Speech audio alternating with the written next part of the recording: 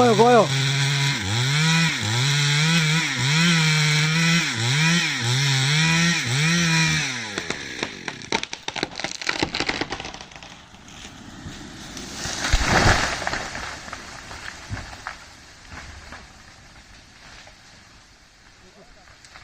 के त भाइ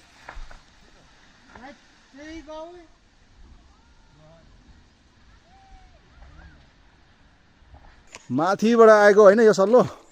यो बाटोमा यसरी बाङ्गो हुन पुग्यो है